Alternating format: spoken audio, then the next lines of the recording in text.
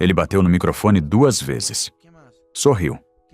Puxou a amante pela mão e declarou diante de 500 convidados na Avenida Paulista: "Esta é a verdadeira mulher ao meu lado." Aplausos, taças tilintando, câmeras registrando cada segundo da humilhação. E Isabela, sentada na última mesa, perto da saída, como se fosse apenas um detalhe esquecido na própria história. Ela não chorou, não levantou, não discutiu. Mas, dentro da bolsa, havia um contrato assinado às 16h47 daquela mesma tarde. Esse um acordo bilionário que mudaria não apenas a noite, mas o destino de todos naquela sala. Fique comigo até o fim, porque o que aconteceu nos minutos seguintes fez aquele salão luxuoso mergulhar no silêncio mais pesado que São Paulo já viu. Às vezes, a mulher que parece ignorada é justamente a que está prestes a virar o jogo. E naquela noite, o jogo virou. O salão ainda vibrava com aplausos quando algo começou a mudar, mas ninguém percebeu na hora. Isabela continuava sentada na última mesa. Postura ereta, olhar firme. Não havia lágrima, não havia tremor nas mãos. Só um silêncio que incomodava mais do que qualquer grito. Você já sentiu aquela sensação estranha? Quando todo mundo acha que está assistindo a uma vitória, mas na verdade está presenciando o começo de uma queda? Marcelo sorria no palco. Camila segurava o braço dele como se já fosse dona de tudo. A mãe dele aplaudia com orgulho exagerado. A família inteira parecia satisfeita. Era como se aquela encenação estivesse sendo preparada havia meses. E estava. Mas o que ninguém ali sabia é que Isabela não tinha ido àquela festa para implorar por respeito. Ela não estava ali para discutir casamento, nem para disputar homem. Ela estava ali para fechar um ciclo. Dentro da bolsa, o celular vibrava em silêncio. Mensagens curtas, objetivas, transferência confirmada, documentação registrada, publicação programada para as 9 da manhã seguinte. Ela não abriu nenhuma mensagem. Rapaz, não precisava. Às 16h47 daquela tarde, sentada em um escritório discreto no centro de São Paulo, ela assinara o maior acordo privado de exploração de lítio do país nos últimos 15 anos. Um projeto avaliado em 82 bilhões de reais, localizado em Minas Gerais, sobre terras herdadas legalmente da avó. 82 bilhões de reais. Enquanto Marcelo ensaiava o discurso da noite, acreditando que pisaria nela diante de todos, Isabela assinava algo que mudaria o setor de energia renovável no Brasil. E ela não contou a ninguém, porque Isabela aprendeu uma coisa muito cedo: reação é emocional, resposta é estratégica. Nos últimos 18 meses, ela observou tudo: as viagens suspeitas, o segundo celular escondido, as alterações discretas nos registros empresariais, o nome dela retirado de uma subsidiária que ela mesma ajudara a estruturar anos antes. Ela não fez escândalo. Ela anotou datas. Ela guardou provas. Ela conversou com um advogado experiente no Rio de Janeiro. E um homem que entendia que grandes movimentos não se fazem com barulho, se fazem com precisão. Durante 2 anos, ela preparou o terreno. Estruturou trusts. Blindou o patrimônio. Organizou cada cláusula como quem monta um quebra-cabeça, sabendo exatamente a imagem final.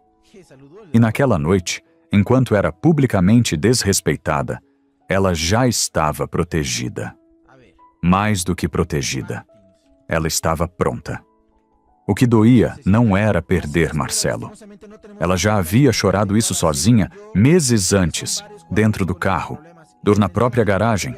O que doía era perceber que a família dele não apenas sabia, mas participava. A exclusão não foi acidente, foi planejada. E ainda assim, ela permanecia ali. Calma. Você consegue imaginar a força necessária para ouvir aplausos para outra mulher no seu lugar? E saber que, em poucas horas, Será o seu nome que vai ecoar nos maiores jornais do país? Camila falava ao microfone naquele momento. Dizia que certas posições demoram, mas chegam. Algumas pessoas riram. Isabela respirou fundo, porque ela sabia de algo que nenhum deles sabia. Em menos de 12 horas, aquela mesma sala estaria sussurrando outro nome. E quando o relógio marcasse o momento certo, não seria ela a se levantar para discutir. Seria o mundo inteiro que se levantaria para reconhecê-la.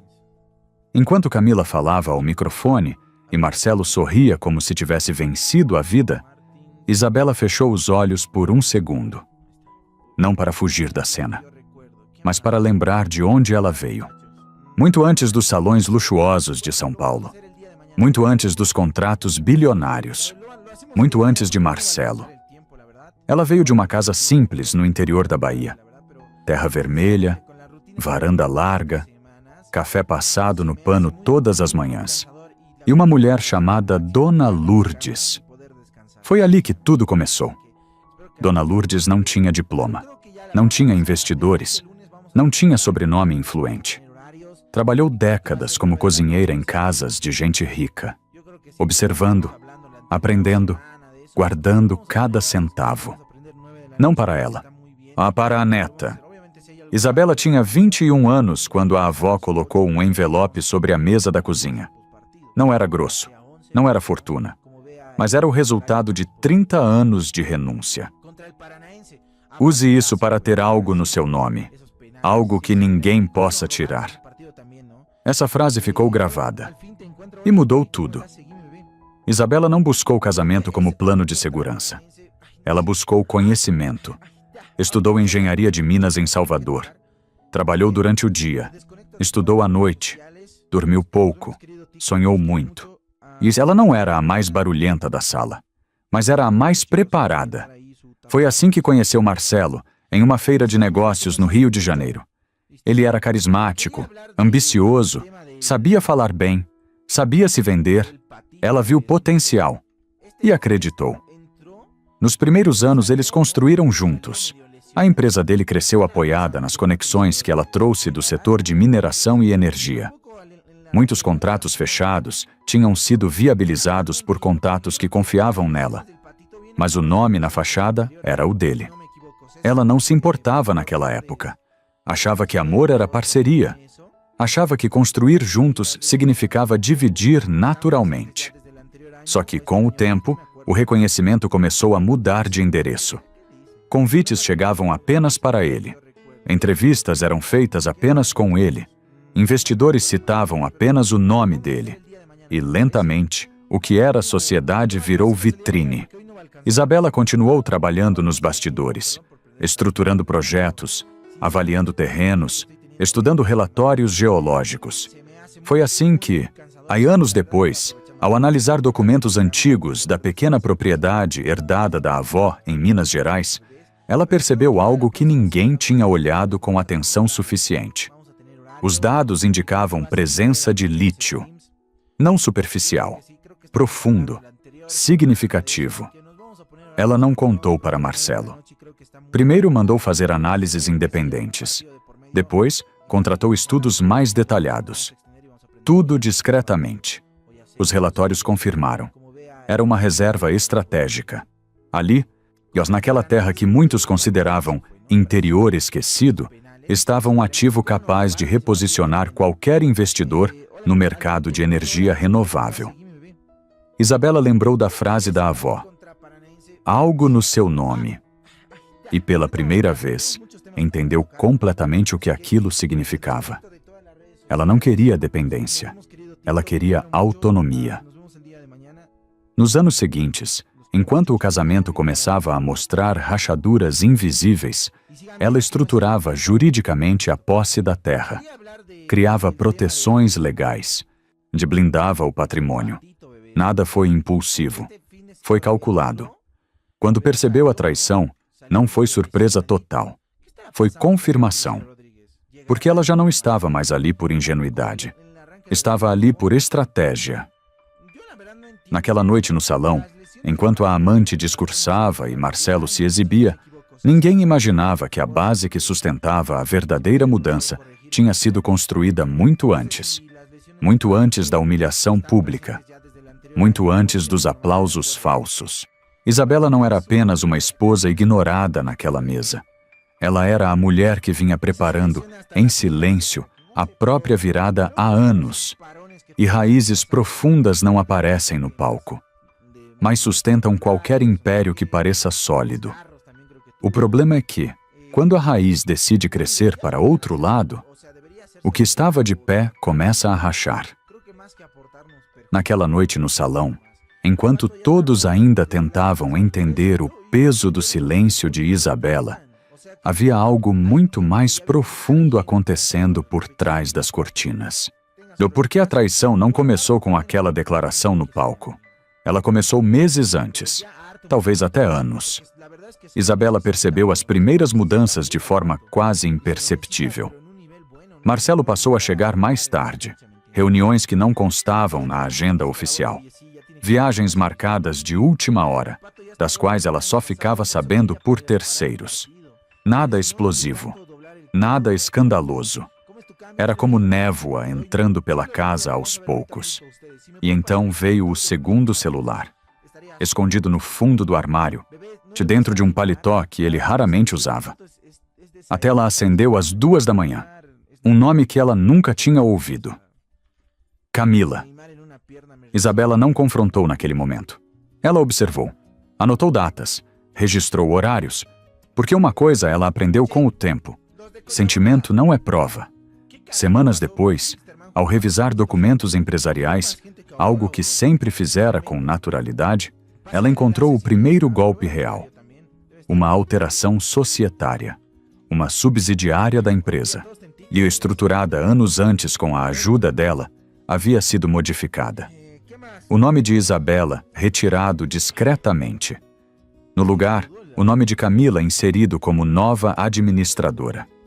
Aquilo não era paixão descontrolada, era movimento jurídico. Ela colocou o documento sobre a mesa do café da manhã num domingo, sem gritar, sem drama. Você pode me explicar isso? Marcelo leu. Respirou fundo e mentiu, olhando nos olhos dela. Disse que era uma formalidade, disse que ela estava sendo paranoica. Disse que Camila era apenas consultora. Na mesma tarde, o telefone tocou. Era Dona Célia. A sogra nunca ligava por acaso. A voz era doce demais.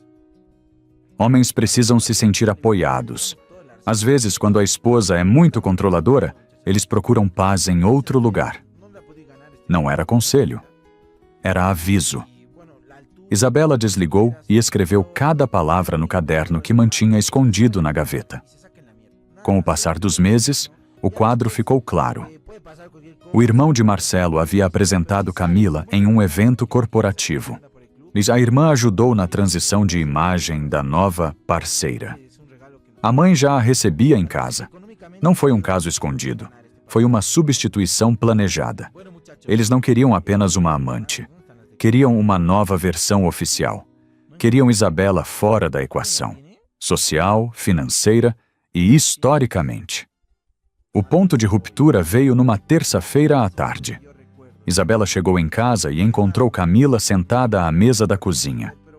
Na cadeira dela, usando a xícara que ela mesma escolhera anos antes. A Dona Célia conversava com naturalidade, como se nada fosse estranho. Minutos depois, Marcelo entrou e disse: "Precisamos conversar sobre o nosso futuro." Não havia culpa na voz. Havia decisão. Isabela saiu. Entrou no carro, ficou 3 horas parada na garagem, no escuro. Ela não chorou na primeira hora, nem na segunda, chorou na terceira. Não por Marcelo, mas pela versão dela mesma que acreditou que parceria significava proteção. Naquela noite, algo terminou. Mas algo também começou. Porque quando a dor deixa de ser surpresa e vira confirmação, ela se transforma em clareza. E clareza é perigosa. Naquele salão elegante em São Paulo, enquanto todos a viam como a mulher abandonada da história, Ninguém sabia que ela já tinha entendido tudo. Não foi traição impulsiva. Foi estratégia familiar. E quando alguém transforma você em alvo coletivo, a resposta não pode ser emocional. Tem que ser estrutural. E Isabela estava pronta para responder no mesmo nível. Mas depois daquela terça-feira na garagem, algo dentro de Isabela mudou de lugar. Não foi explosão. Foi ajuste. Ela entendeu que estava sendo retirada da própria história com método. E quando alguém usa método contra você, emoção não resolve. Ela não discutiu mais. Não perguntou mais. Passou a agir. Na manhã seguinte, às 7 horas em ponto, ela fez uma ligação para um homem no Rio de Janeiro. Dr. Henrique Bastos, advogado especializado em direito societário e estruturação patrimonial. É um nome respeitado em conselhos administrativos e negociações de grande porte. Ele atendeu no segundo toque. Isabela disse apenas: "Chegou a hora." Henrique já conhecia parte da história. 2 anos antes, quando os primeiros relatórios geológicos confirmaram a presença consistente de lítio na propriedade herdada da avó em Minas Gerais, ela o procurou. Não contou sobre traição. Falou de proteção. Falou de blindagem. Falou de independência. Durante 2 anos, eles trabalharam em silêncio. Criaram uma holding exclusiva. Organizaram a titularidade das terras dentro de um trust familiar. Ajustaram cláusulas de incomunicabilidade. Separaram juridicamente qualquer vínculo que pudesse permitir reivindicação futura. Nada foi feito às pressas. Cada assinatura foi pensada. Cada documento revisado 3 vezes. Enquanto Marcelo investia em aparência e status, Isabela investia em estrutura. Enquanto a família dele preparava a substituição pública dela, ela construía uma fortaleza invisível. E ela também procurou investidores estratégicos, não os que frequentavam festas, mas os que entendiam projeção de longo prazo. Reuniões discretas aconteceram em escritórios sem placas chamativas. Estudos ambientais foram aprovados, licenças prévias encaminhadas. A reserva de lítio não era apenas promissora, era estratégica. Num momento em que o Brasil ampliava investimentos em energia renovável e mobilidade elétrica, aquele ativo poderia redefinir posições no mercado. E Isabela sabia disso. Ela não revelou o potencial para Marcelo porque, naquele ponto, ele já não fazia parte do plano. Os meses seguintes foram frios. Ela jantava à mesma mesa, participava de reuniões familiares, observava. Mas por dentro, já estava em outro lugar. A dor tinha virado cálculo. E cálculo não treme. O acordo começou a ganhar forma concreta 3 semanas antes da festa em São Paulo. Um consórcio nacional demonstrou interesse oficial. E auditorias técnicas confirmaram a viabilidade da extração em larga escala. Henrique organizou tudo. Sigilo absoluto. Data marcada. 16 horas e 47 minutos. Na tarde do evento em que Marcelo pretendia apresentá-la como passado, Isabela estava sentada em uma sala de reuniões no centro financeiro da cidade. Sem plateia. Sem aplausos. Apenas 4 pessoas e um contrato de dezenas de páginas. Quando ela assinou, não sorriu. Apenas respirou fundo. 82 bilhões de reais. O maior acordo privado do setor em 15 anos. E o telefone vibrou com confirmações de transferência e registro. Ela agradeceu. Guardou as cópias na bolsa. Foi para casa. Tomou banho. Vestiu um vestido vinho profundo. Colocou a pulseira da avó no pulso. Olhou para o espelho. Não havia tristeza. Havia reconhecimento. Ela não estava indo àquela festa para disputar espaço. Estava indo para fechar um ciclo diante de testemunhas. Porque algumas portas não se fecham no silêncio de um quarto. Se fecham sob luz forte. Enquanto Marcelo ensaiava a humilhação pública, acreditando que controlava a narrativa, Isabela já controlava algo muito maior. E o mais perigoso não é a mulher que grita. É a mulher que prepara o chão. e espera o momento exato para puxar a base. Camila ainda sorria no palco quando as portas do salão se abriram. Não foi uma entrada teatral. Foi silenciosa, mas pesada. Um homem de cabelos brancos, terno escuro sob medida, caminhou para dentro com a segurança de quem não precisa provar autoridade. E alguns empresários o reconheceram imediatamente. Murmúrios discretos começaram nas mesas próximas. Era Augusto Ferraz, investidor veterano do setor de energia. Nome respeitado em conselhos estratégicos, homem que raramente comparecia a eventos sociais sem motivo. Ele não foi até Marcelo. Não cumprimentou a família. Não olhou para o palco. Caminhou direto para o fundo do salão. Direto para a mesa onde Isabela estava. O barulho foi diminuindo à medida que ele atravessava o tapete central. De conversas cessaram. Copos foram pousados. A curiosidade virou tensão. Augusto parou ao lado dela. Estendeu a mão. Falou com voz clara o suficiente para que as mesas ao redor ouvissem. Parabéns, senhora Isabela. O setor inteiro já comenta. 82 bilhões de reais. A maior aquisição privada de lítio do país nos últimos 15 anos. Silêncio. Não um silêncio leve. Um silêncio que pesa no peito. Camila parou de falar. Marcelo virou o rosto devagar. Isabela levantou-se com calma. Não havia pressa. Ajustou discretamente o vestido vinho. Tocou a pulseira no pulso. Um gesto quase imperceptível. Ela sabia que aquele momento não era improviso. Era consequência. Augusto puxou a cadeira e sentou ao lado dela, como quem ocupa naturalmente o lugar que pertence a alguém importante. Precisaremos da senhora na frente para a formalização pública. A imprensa já foi notificada. Imprensa. A palavra caiu como uma pedra no centro do salão. Alguns convidados pegaram o celular. Outros começaram a digitar.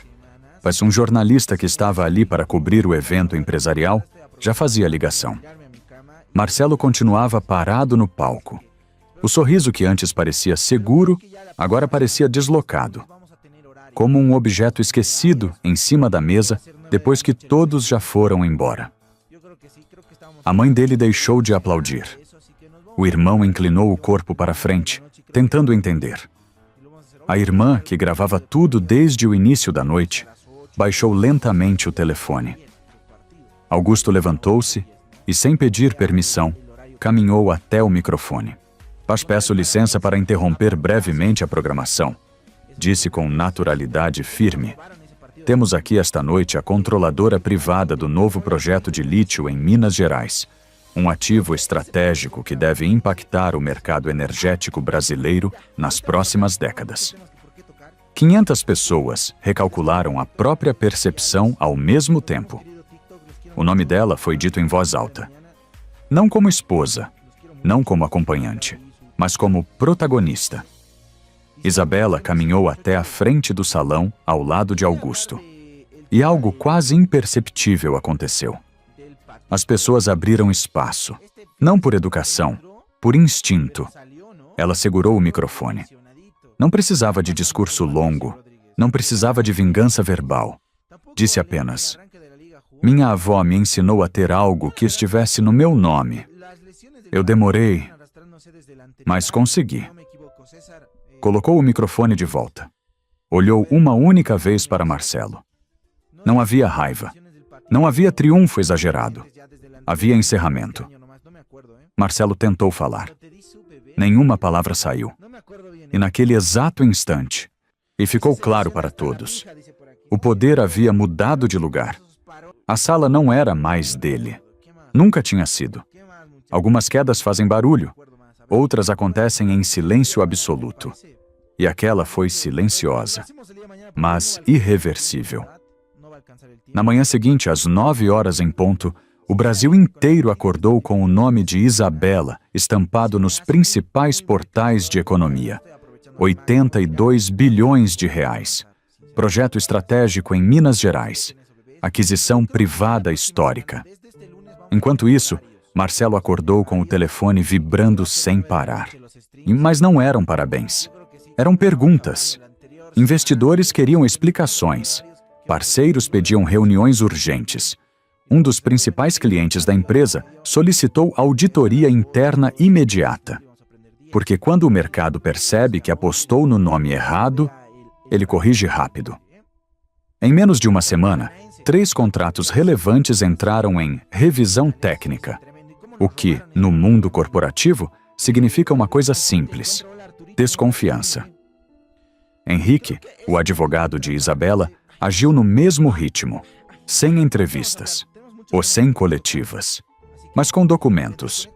Uma auditoria independente foi protocolada. Registros antigos começaram a ser analisados.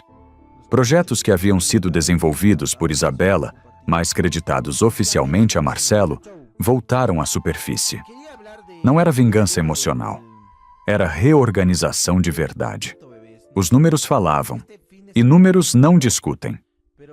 2 grandes parceiros pediram encontro, não com Marcelo, mas com Isabela. Queriam entender a nova configuração do mercado. Queriam se posicionar ao lado de quem realmente tinha controle técnico e ativo real. Em 60 dias, a empresa de Marcelo perdeu 2 contratos âncora. A estrutura começou a inclinar. Funcionários estratégicos pediram desligamento. Um diretor financeiro entregou carta de saída. Investidores que haviam aplaudido naquela noite em São Paulo pararam de atender ligações. A queda não foi explosiva. Foi progressiva. E depois, inevitável. Marcelo tentou reagir. Acionou advogados para reivindicar participação no projeto de lítio por meio do casamento. Tentou argumentar sociedade indireta, mas encontrou um obstáculo que não esperava: planejamento jurídico prévio. A holding estruturada por Isabela tornava qualquer reivindicação praticamente inviável. O pedido foi arquivado antes mesmo de ganhar manchete. E então veio o golpe mais silencioso. Camila desapareceu. Sem anúncio. Sem escândalo. O apartamento que Marcelo mantinha para ela foi desocupado discretamente. Em poucas semanas, ela foi vista em outro evento empresarial, ao lado de outro executivo. Porque ela nunca se apaixonou por Marcelo. Ela se apaixonou pela imagem de poder. E a imagem havia rachado. Dona Célia ligou 4 vezes. Na quarta, Isabela atendeu. Ouviu pedidos de desculpa, tentativas de suavizar o passado. Frases como: "Sempre te considerei da família." Isabela respondeu apenas: "Naquela noite, a senhora aplaudiu quando tentaram me apagar." E desligou. Sem gritar. Sem bloquear. Apenas não voltou a atender. O vídeo da festa, gravado pela própria família, começou a circular nas redes sociais. Mas agora o contexto era outro. O que antes parecia celebração virou constrangimento público. O mercado observa tudo. E reputação, quando racha, não cola fácil. Terrence, o irmão de Marcelo, perdeu uma negociação importante dias depois.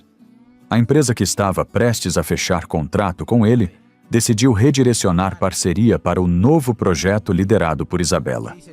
Ninguém explicou oficialmente, mas todos entenderam. Marcelo passou de anfitrião seguro a empresário questionado em poucas semanas. E a verdade é dura para quem construiu confiança sobre aparência. Quando a base não é sua, basta que ela se mova. E quando Isabela saiu da sombra, o que parecia sólido revelou-se frágil. Algumas pessoas acreditam que justiça é barulhenta. Mas às vezes ela chega em forma de planilha. E quando chega assim, não deixa espaço para defesa emocional. Deixa apenas consequência. 6 meses depois daquela noite em São Paulo, não havia mais câmeras. Não havia microfones. Não havia aplausos. Havia terra vermelha na Bahia. Isabela estava de pé em um terreno de 3 hectares, voltado para o nascente. O som que preenchia o ar não era de taças brindando. Era de martelos batendo na estrutura de uma casa nova. Uma casa simples, sólida. Tinha o nome dela, Ela não levou troféus, não levou ressentimento, não levou discussões. Levou apenas a certeza de que não precisava mais provar nada a ninguém. O divórcio foi resolvido com a mesma precisão com que o contrato bilionário foi assinado. Sem espetáculo, sem exposição desnecessária. Marcelo seguiu tentando reconstruir a própria imagem. Mas imagem não sustenta empresa, sustenta palco. E palco desmonta. Isabela, por outro lado, não construiu palco. Construiu base. Nas manhãs tranquilas na Bahia, tomando café na varanda ainda inacabada, ela finalmente sentiu algo que não vinha de dinheiro. Paz. Não porque venceu alguém, mas porque não perdeu a si mesma. A pulseira da avó continuava no pulso. E toda vez que o sol batia no ouro gasto, ela lembrava. Demorou, mas conseguiu. Não foi sorte. Foi preparo. Não foi vingança. Foi posicionamento. Algumas histórias terminam com gritos. A dela terminou com silêncio. E o silêncio, dessa vez, não era opressão. Ou era liberdade. Lição de vida. Para quem já viveu o suficiente para entender. Para você que tem mais de... Сейчас зайдем, посмотрим, как у них трансляция началась.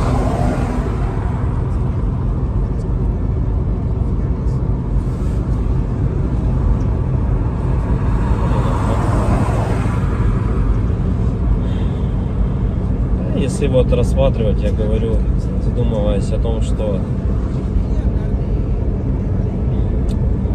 прожитые типа 30 лет, так смотришь на многих людей, которые сейчас, соответственно, живут, которым в районе 30, которые уже потеряли вообще вкус к жизни, да, радость какую-то от жизни. Таких, причем, кстати, становится все больше и больше. Мне кажется, этот средний возраст, когда говорили, что начинается вот этот кризис среднего возраста, он тоже сместился, как и говорят, что сейчас люди, в принципе, ну, быстрее взрослеют, быстрее осмысливают все, да, ну, почему-то это всегда все в плохом больше ключе на самом деле, да, вот что сейчас дети, к примеру, быстрее взрослеют, вот, и мне кажется, кризис вот этот среднего возраста, он, наверное, тоже сместился. И вот я думаю, что он сместился где-то в районе 30 лет. Опять-таки, это тоже не со всеми, наверное, связано. Не у всех людей так, все люди разные. И